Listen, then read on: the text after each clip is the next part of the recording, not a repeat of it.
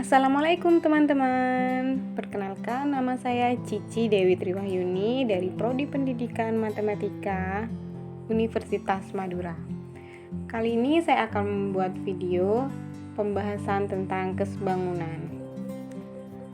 Video ini saya buat untuk memenuhi tugas akhir saya di mata kuliah kajian dan pengembangan matematika. Oke, sebelumnya kita subscribe dulu ya channel saya. Saya hitung sampai 3, 1, 2, 3. Subscribe. Oke, untuk selanjutnya kita langsung untuk pembahasan kesebangunan bangun datar. Dua atau lebih bangun datar dikatakan sebangun jika memenuhi dua syarat sebagai berikut. Yang pertama, sudut-sudut yang bersesuaian sama besar. Yang kedua, sisi-sisi yang bersesuaian perbandingannya itu sama. Oke, selanjutnya kita ambil contoh untuk jajar genjang. Di sana terdapat dua buah jajar genjang. Jajar genjang yang pertama adalah jajar genjang ABCD, di mana panjang AB itu 18 dan panjang CD itu 15. Selanjutnya ada jajar genjang PQRS, di mana panjang PQ 12 dan panjang QR itu 10. Sebelumnya ini harus kita sepakati bahwa jajar genjang ABCD itu posisinya sama dengan jajar genjang PQRS, di mana artinya itu sisi AB dan sisi PQ sama-sama berada di bawah. Oke, untuk selanjutnya di situ kan ada sudut yang saya tandai dengan E, yaitu sudut D dan B. Itu artinya sudut itu bersesuaian. Dan jika sudutnya itu bersesuaian, berarti sudutnya itu sama besar. Kita lihat untuk sudut A dan C, saya tandai di sini dengan O karena itu bersesuaian dan sama besar. Begitu pula dengan jajar genjang yang kecil. Untuk sudut S dan sudut Q saya tandai dengan E karena di situ sudut S dan sudut Q itu bersesuaian, artinya itu sama besar. Sama halnya dengan sudut P dan R, itu saya tandai dengan O karena itu bersesuaian dan itu sama besar. Untuk selanjutnya, dari pernyataan saya tadi bisa kita simpulkan bahwa sudut A itu sama dengan sudut P, sudut B sama dengan sudut Q, sudut C sama dengan sudut R, dan sudut D sama dengan sudut S. Selanjutnya kita akan melihat dari sisi perbandingan sisinya. Kita lihat sisi AB dibandingkan dengan sisi PQ. Tadi kan sudah kita sepakati bahwa sisi AB dan sisi PQ itu sama-sama ada di bawah, letaknya sama. Berarti nanti yang akan kita bandingkan sisi AB itu kita bandingkan dengan PQ. Kita tidak boleh membandingkannya dengan sisi QR karena sebelumnya sudah kita sepakati kan bahwa sisi AB itu dan sisi PQ sama-sama letaknya berada di bawah. Oke, kita selanjutnya untuk sisi AB dibanding sisi PQ tinggal kita masukkan nilainya. Panjangnya AB itu 18 dan PQ 12. Kita bisa sederhanakan, sama-sama dibagi 6 mendapatkan hasil 3/2. Selanjutnya kita bandingkan untuk BC, kita bandingkan dengan QR. Kenapa BC dibandingkan dengan QR? Kenapa tidak PQ? Sesuai kesepakatan tadi. Jadi untuk anggap itu sisi yang kanan ya, kita sama-sama bandingkan dengan sisi yang kanan seperti itu. Kita tinggal masukkan nilainya, yaitu 15/10. Kita sederhanakan, sama-sama dibagi 5 menjadi 3/2. Selanjutnya untuk sisi DC banding sisi SR dan sisi DA banding sisi SP. Sama halnya dengan yang tadi, nilainya tinggal kita masukkan. Sudah jelaskan di situ kalau sisi AB itu bersesuaian dengan DC, berarti nilai DC itu sama dengan AB. sama dengan yang SR. Nilai SR itu akan sama dengan PQ karena SR itu sisi SR bersesuaian dengan PQ. Untuk DC nilainya akan sama dengan sisi BC. DA akan sama dengan BC karena itu bersesuaian. Begitu pula dengan SR, panjang sisinya itu sama dengan QR karena itu bersesuaian. Nah, dari pernyataan tadi sudah jelas bahwa dua buah jajar genjang ini bisa dikatakan sebangun karena sudah memenuhi syarat kesebangunan bangun datar. Yang pertama, syaratnya itu sudut-sudut yang bersesuaian sama besar, dan yang kedua, sisi-sisi yang bersesuaian perbandingannya sama. Dapat kita lihat di situ perbandingannya sama. Maka dapat kita simpulkan bahwa jajar genjang ABC sebangun dengan jajar genjang PQRE. Ya, kita akan mengambil contoh membuktikan untuk persegi panjang. Di sana saya mempunyai dua buah persegi panjang. Ada persegi panjang yang besar yang saya namakan dengan persegi panjang OPQR dan persegi panjang kecil yang saya namakan dengan persegi panjang KLMN. Untuk persegi, jumlah besar sudutnya itu akan selalu sama, yaitu 90 derajat. Jadi sudut-sudut dua buah persegi ini sama besar. Untuk panjang sisinya, panjang sisi OP itu 14 cm dan panjang sisi PQ itu 12 cm. Untuk persegi ini, yang kecil ini untuk panjang KL itu 10 cm dan untuk panjang LM itu 8 cm. Oke, untuk lebih rincinya kita akan memperbandingkan sisi-sisinya ya. Kita akan membandingkan sisi OP dengan KL. Kenapa dibandingkannya OP sama KL? Oke, kita akan sebelumnya kita sepakati ya bahwa letaknya OPQR itu sama seperti KLMN. Jadi jika misal bangun ini kita berdirikan, sisi OP itu ada di bawah, begitu pula dengan sisi KL itu berada di bawah.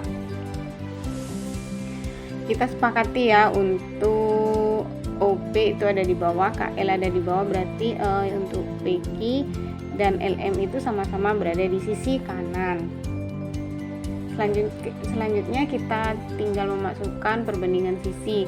KL itu kita bandingkan dengan OP, tinggal kita masukkan nilainya. KL-nya itu 10 dan OP-nya itu 14. Di situ bisa kita sederhanakan, sama-sama dibagi 2 menjadi 5/7. Selanjutnya untuk sisi LM kita akan bandingkan dengan PQ. Kita masukkan panjangnya, nilainya yaitu 8/12. Kita sederhanakan, sama-sama dibagi 4 menjadi 2/3. Nah, di situ kan kita memperoleh bahwa perbandingan sisinya itu tidak sama. Berarti dapat kita simpulkan bahwa kedua persegi panjang tersebut di atas tidak sebangun karena dari perbandingan sisinya itu tidak sama, sehingga tidak memenuhi syarat kesebangunan persegi panjang. Selanjutnya kita akan masuk ke contoh soal. Contoh soal yang pertama, di situ terdapat dua buah persegi panjang masing-masing berukuran 9 cm x 5 cm dan 6 cm x 4 cm. Apakah kedua persegi panjang tersebut sebangun? Oke, kita lihat. Kita misalkan di situ persegi panjang yang pertama. Kita tahu kan kalau kita misalkan panjangnya itu 9 cm dan lebarnya itu 5 cm. Untuk persegi yang kedua kita sepakati bahwa panjangnya itu 6 cm dan lebarnya itu 4 cm. Dari sebelumnya, penjelasan saya sebelumnya, kita ketahui bahwa untuk persegi sudut-sudutnya itu akan selalu sama besar. Jadi semua sudutnya akan sama. Kita akan membandingkan sisi dari persegi itu. Kita akan pertama perbandingan sisi panjangnya ya. Sisi panjangnya itu kan untuk yang persegi yang pertama panjangnya 9, kita bandingkan dengan persegi yang kedua yang panjangnya 6. Kita sederhanakan, sama-sama dibagi 3, kita akan mendapatkan hasil 3:2. Selanjutnya untuk perbandingan sisi lebar, di situ lebarnya untuk persegi yang pertama 5 cm dan persegi yang kedua 4 cm. Sudah terlihat kan di situ bahwa perbandingan dari sisi yang panjang dan sisi yang lebar itu perbandingannya tidak sama. Jadi dapat kita simpulkan bahwa persegi panjang pertama dan persegi panjang yang kedua itu tidak memenuhi syarat kesebangunan. Artinya dua persegi ini tidak sebangun. Selanjutnya kita akan masuk untuk soal yang kedua. Permukaan buku yang berukuran 25 cm kali 20 cm dan permukaan meja yang berukuran 80 cm kali 100 cm. Apakah, pertanyaannya itu apakah kedua permukaan tersebut itu sebangun? Oke, seperti contoh yang pertama, kita sepakati untuk buku itu panjangnya 25, karena panjang itu ukurannya akan selalu lebih besar daripada lebar ya. Jadi panjangnya itu 25 cm, lebarnya 20 cm, sedangkan untuk meja panjangnya itu 100 meter dan lebarnya itu 80 cm. Ini kan sama-sama persegi ya, berarti sudah diketahui untuk sudut-sudutnya itu sama besar. Oke, kita akan bandingkan untuk sisi panjang, sama sih seperti yang soal yang pertama. Sisi panjang kita bandingkan, untuk buku itu 25, untuk meja itu 100, sama-sama dibagi, kita sederhanakan, sama-sama dibagi 25 menjadi 1:4. Untuk perbandingan sisi lebarnya, untuk buku 20 cm dibanding untuk meja, dibandingkan lebar meja itu 80 cm. Bisa kita sederhanakan, sama-sama dibagi 20, itu akan mendapatkan hasil 1:4. Dari kedua perbandingan sisi ini sudah jelas sama kan sisinya. Jadi untuk permukaan buku dan permukaan meja itu bisa kita, karena sudah memenuhi syarat kesebangunan, yaitu sudutnya sama dan sisinya, perbandingan sisinya itu sama, bisa kita simpulkan bahwa dua buah permukaan ini sebangun. Selanjutnya untuk soal yang ketiga, diketahui panjang AB, di sana ada segitiga ya, sebenarnya itu ada dua segitiga. Diketahui panjang AB itu 12 cm, EC 15 cm dan DE 9 cm. Pertanyaannya, tentukan panjang BE. Oke, kita bagi dua ya, di situ ya akan terdapat dua segitiga, yaitu segitiga yang kecil, segitiga yang besar ABC dan segitiga yang kecil CDE. Di situ kan berarti kalau sudah diketahui kalau EC itu 15, berarti untuk BC itu 15 tambah X. Kita misalkan yang ditanyakan BE itu X, berarti untuk BC itu panjangnya 15 tambah X gitu. Oke, kita bandingkan sisi-sisinya. Sisi DE, kita lihat sisi DE itu kita bandingkan dengan sisi AB.